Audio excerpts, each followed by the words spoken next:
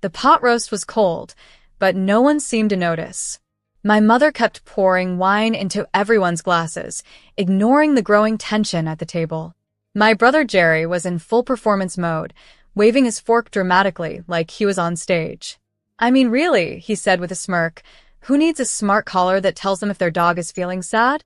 It's the dumbest thing I've ever heard." My name is Linda Wilson. I'm 31 years old, and earlier today, I sold my startup, Pawnia, a pet technology company, to Google for $5.5 billion. But no one at this dinner table knew that yet. I kept my voice calm as I nudged my peas around the plate. "It's more than just mood tracking," I said quietly. "The AI can detect health problems before they become serious. It's already helped save thousands of pets." Jerry let out a theatrical sigh. "Sure, it has. What the world needs is more anxious dog owners panicking over their poodle's feelings." "How many of these collars have you actually sold?"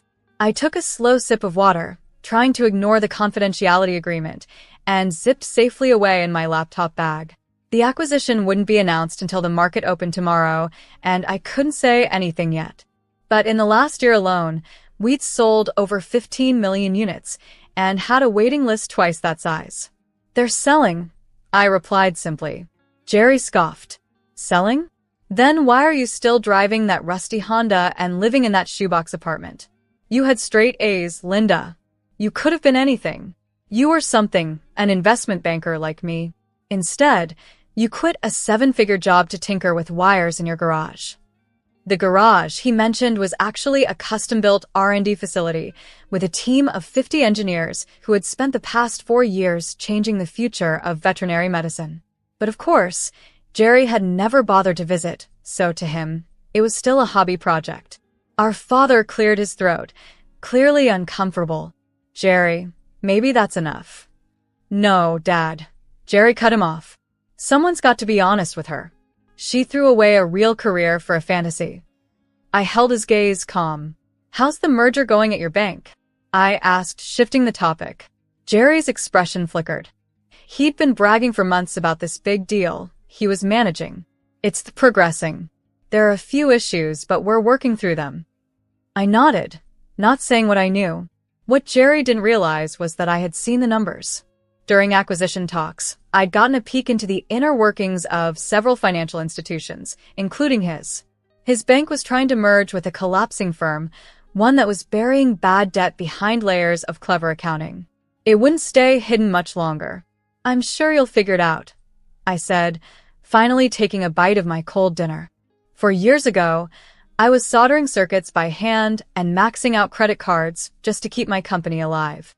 Tonight, I was sitting on a multi-billion-dollar deal. And yet, my family still saw me as the girl who made a strange career choice. But tomorrow, everything will change. When I first walked away from my career in banking to start PopRent, no one was more vocal in their disapproval than my brother, Jerry. He didn't hold back. "Banking is a real business," he told me, shaking his head. "This pet gadget thing? It's just a hobby. A waste of your degree." What Jerry never seemed to grasp was that everything I learned in banking was exactly what helped me build PopRent from the ground up. While he clung to outdated models and played it safe within the walls of a crumbling system, I saw how the corporate world often ignored innovation, even when it was staring them in the face. Where others saw risk, I saw an opportunity. And while Jerry was busy pushing numbers around a spreadsheet, I was creating something real, something that mattered. The idea for PopRent didn't come from a boardroom brainstorm. It came from something deeply personal. My cat, Mia, had started acting a little off, not eating as much, and hiding under the bed more often. At first, I thought she was just moody. By the time I realized something was seriously wrong, it was too late. The cancer had already spread. I kept thinking, what if I'd known sooner? What if there had been a way to catch those subtle changes in her behavior before they turned into a death sentence? That's when the idea struck me. Pets can't speak, but they're constantly sending signals through their behavior, their posture, their routines. If we could harness artificial intelligence to track and analyze those signs, we could detect health problems long before they became serious. We could change pet care forever. PopRent was born from that moment of loss, and a determination to make sure other pet owners didn't have to go through what I did. My mother's voice brought me back to the present. "Linda, honey," she said gently. "Maybe Jerry has a point. You're not getting any younger, and that apartment of yours." I smiled, thinking about the oceanfront property I had just purchased in Long Beach, a beautiful, modern beach house that I'd be moving into after tomorrow. The real estate agent had raised her eyebrows when I paid in full, in cash. But when you've been quietly building a billion-dollar company, you don't need to flash your wealth. You just live it. "I like my apartment, Mom," I said. "It's close to work." Jerry chuckled. "Work? You mean your little pet project?" He leaned back smugly. "Come on, Linda. It's time to grow up. Even the new analysts at my firm are making more than you are." If only he knew. If he had even the faintest idea. His entire bank's market cap was smaller than what Google had just paid for PopRent. Tomorrow, headlines across every major financial outlet would announce it. Google acquires PopRent AI in largest pet tech deal in history. But tonight, as he bragged about his latest overpriced car, he still thought I was the underachiever of the family. Dinner wrapped up and people drifted into the living room for coffee. As I helped Mom carry dishes into the kitchen, my phone buzzed. It was a text from Edward, my lead engineer. "Everything's set for tomorrow. Google's press release is queued and ready. Are you sure you don't want to tell your family tonight?" I glanced over at Jerry, who was still talking loudly, holding court like he always did. I typed back, "Some surprises are worth the wait." As I tucked my phone into my pocket, my dad came up beside me, drying a plate. "You okay, sweetheart? Jerry was a bit rough on you tonight." I looked up at him and smiled. "I'm more than okay, Dad," I said quietly. "Tomorrow's going to be a big day." I stood at the sink, drying a plate, lost in thought. I remembered all the times Dad had supported my curiosity growing up, the electronics kits he brought home, the science experiments he encouraged, and how he proudly defended my decision to double major in computer science and finance. He never saw my interests as strange or impractical. He always believed in me. "I'm fine, Dad," I said with a soft smile. "Actually, you might want to watch the business news tomorrow morning. I think you'll find it interesting." He gave me a curious look, eyebrows slightly raised, but didn't ask questions. Dad had always been good at keeping things quiet when it mattered most. That night, I drove home in my old Honda. People often tease me about it, but I kept it for a reason. It was the last car Mia, my cat, ever rode in before she passed away. I couldn't bring myself to replace it, not yet. As I pulled into my apartment complex, I realized that by this time tomorrow, everything would be different. The money wasn't what excited me anymore. I'd technically been a billionaire on paper for a while, ever since the acquisition talks with Google started heating up. But this wasn't about wealth. It was about finally stepping into the light, about showing my family and the world what I'd spent years quietly building. My phone buzzed again. It was a message from Margaret Evans, my attorney. "Final paperwork is in." Also, Jerry's merger deal just got flagged for regulatory review. Timing couldn't be better. I couldn't help but smile. Tomorrow, while Jerry would be facing a tough board meeting at his bank, trying to explain how he missed obvious warning signs in the deal he'd been bragging about for months, my face would be showing up on CNBC under the biggest pet tech story in history. Funny how things come full circle. Sometimes, the best kind of revenge isn't about making someone feel small. It's about proving to yourself that you were always meant for something bigger. The morning of the announcement, I woke up early and made a cup of coffee in my quiet, modest apartment. The view from my balcony stretched across Silicon Alley, glowing softly in the morning light. Maybe it just looked more beautiful today, or maybe that was my mood. At 7:10 a.m., my phone lit up. Bloomberg. Financial journalists from nearly every outlet were trying to get a comment. The press release had gone out. Google acquires PopRent AI for $5.5 billion, the largest pet tech acquisition in history. I ignored the interview requests for now. There would be plenty of time for that later. Instead, I turned on the TV and waited. At 8 a.m., there it was, my face on the screen, my name in bold letters across the headline. I didn't expect the wave of emotion that followed. My phone exploded with messages. The first was from Mom. "Linda, is this real? Call me." Then from Dad. "I knew it. So proud of you, sweetheart." Jerry's name didn't show up. Not that I expected it to. Silence speaks loudly when someone realizes they are wrong. I headed to the Poprin office, where the team was already gathering. The energy was electric. People were hugging, crying, laughing. These were the engineers, developers, and thinkers who had believed in the mission from day one, many of them choosing equity over bigger paychecks, trusting that one day this moment would come, and today it did. When they first joined the company, many of my early team members were betting everything on a dream. Now every single one of them was a millionaire. "Miss Wilson," my assistant Rachel called from across the office. "Your brother's bank is trying to get in touch. They're asking about possible investment opportunities."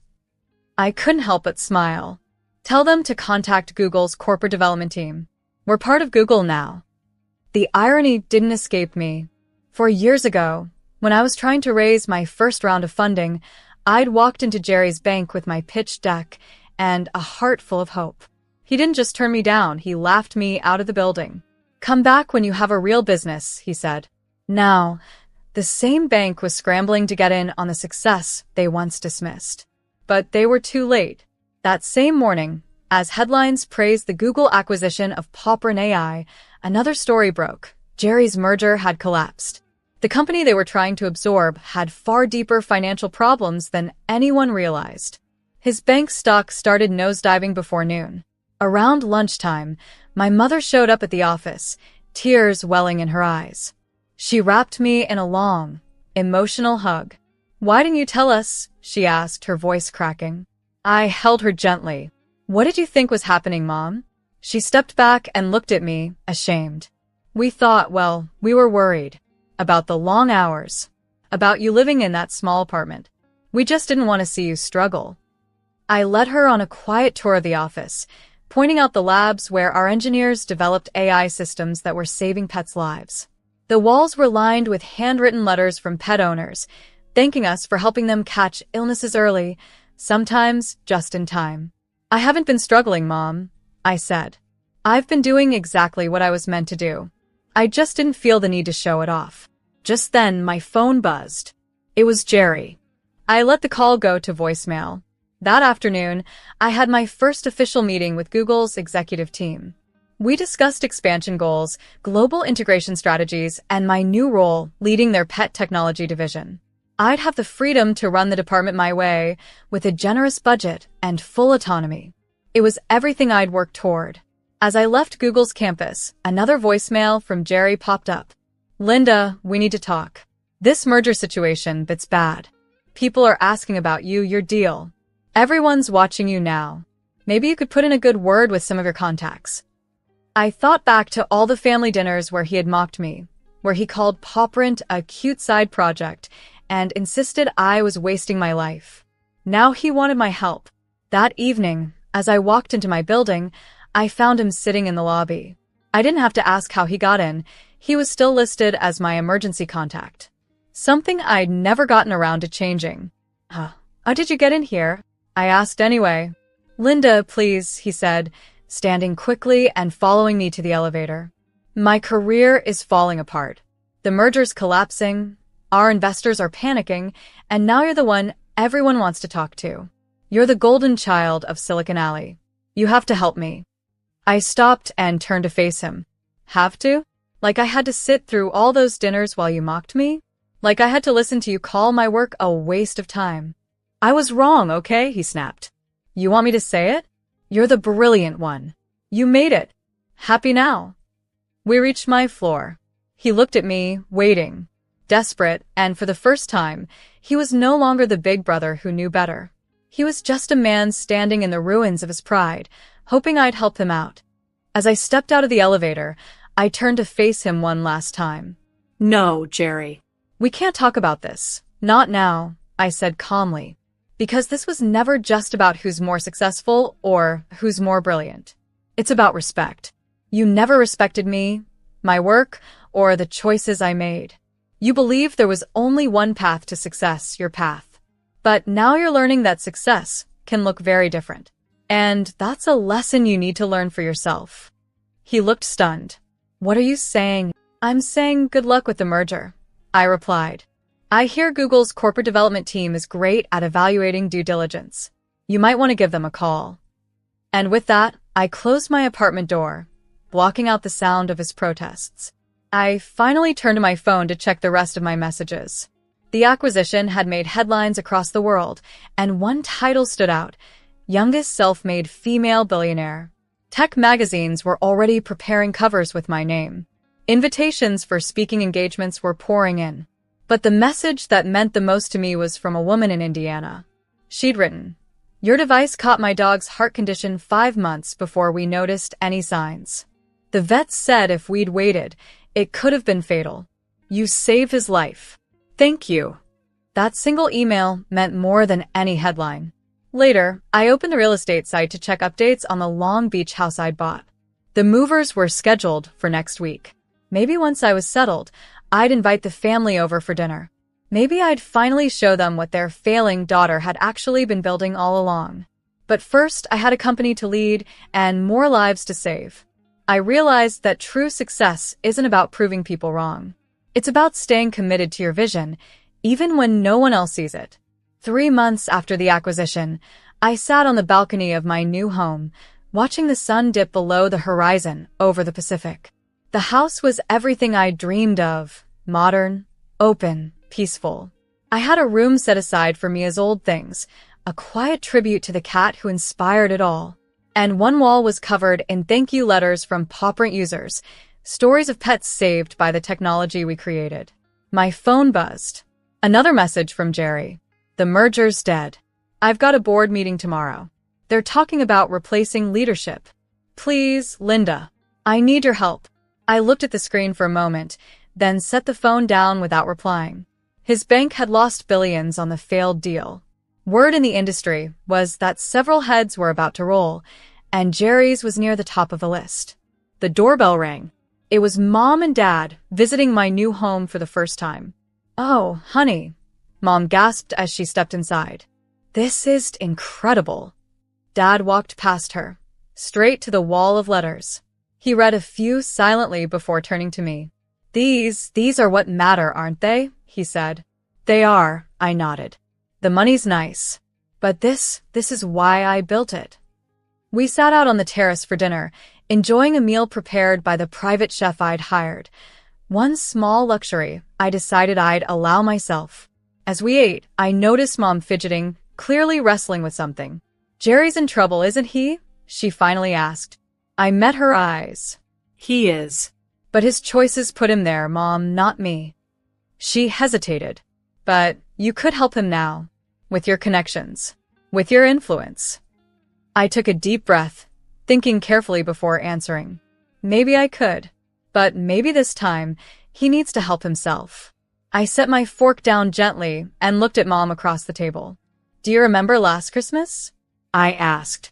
When Jerry spent the entire dinner telling everyone how I was throwing my life away, how I'd never succeed in a real business? She nodded slowly, a trace of guilt in her eyes. The whole time he was saying that, I continued, I was already deep in final negotiations with Google. On paper, I was worth billions. But instead of defending myself, I just sat there and let him talk. "Why?" she asked quietly. "Because I needed to see who he was," I said. Not who he pretended to be when he needed something from me, but who he was when he thought I had nothing to offer. That's when you see someone's true character. The next morning, I drove to Jerry's bank, not to help him, but to attend a board meeting. After the failure of its merger, Google was considering acquiring a few of the bank's remaining tech assets. As the newly appointed head of special projects, I was leading the evaluation. It was strictly business. Jerry was in the lobby when I arrived. He looked tired, worn down by sleepless nights and collapsing deals. "Linda, thank God," he said, walking toward me. I held up my hand. "I'm here as a representative of Google, Jerry. Nothing more. We're looking into your AI trading platform. We'll be reviewing it over the next few weeks." His face fell. "But I'm your brother." "Yes, you are," I said calmly. And for years, you used that fact to cut me down, to make yourself feel bigger by making me feel small. And now, when the tables have turned, you want that same relationship to save you. I said I was wrong, he murmured. No, I corrected. You said you were wrong. That just means the outcome didn't go your way. Being sorry means you understand the damage you caused, and you want to fix it. That's not what you've shown me. I walked past him into the elevator, remembering all the dinners where he mocked my work, the eye rolls when I mentioned my company, and the way he made me second-guess my dreams. The board meeting was short. Jerry's team did their best to pitch their tech, but I asked tough questions, pointed out weaknesses, and highlighted shortcuts. I could see Jerry shift uncomfortably as I showcased a level of technical depth he never thought I had. This wasn't about revenge. It was about honesty. It was about standards. After the meeting, I found Dad waiting by my car. You didn't have to be that tough on him, he said quietly. Yes, I did, I replied. Not to get back at him, but because someone needs to hold him accountable. He needs to learn that success doesn't come from stepping on others or cutting corners. It comes from building something real, something that helps people. Or, in my case, something that helps pets. Dad gave a slow, thoughtful nod. You know, he said, you remind me of your grandmother. She built her business from the ground up, faced discrimination, doubt, and hardship. But she never forgot her purpose. I smiled at the memory of Grandma Lewis. She was the first person to invest in paw print. She handed me a check and said, "Make something that matters." That evening, I sat in my home office overlooking the ocean, reviewing acquisition proposals.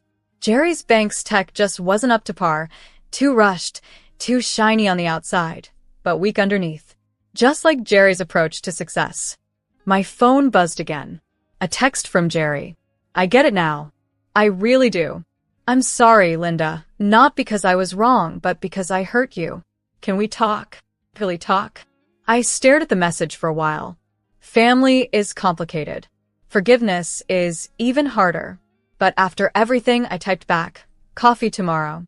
My office is at Google. Let's start over. Because sometimes success isn't just about being right. It's about showing others a better way forward, even if they have to fall before they understand. As I looked out at the water, my eyes landed on Mia's old collar on my desk. It has been upgraded now with the latest paw print technology. It wouldn't bring her back, but it had already saved thousands of lives, and that, more than anything, was why I started. But what mattered most was that the technology was saving thousands of pets every day. That's what real success is, not the money, the house, or the headlines, but the lives changed for the better. Even if some of those lives belong to people who once doubted you.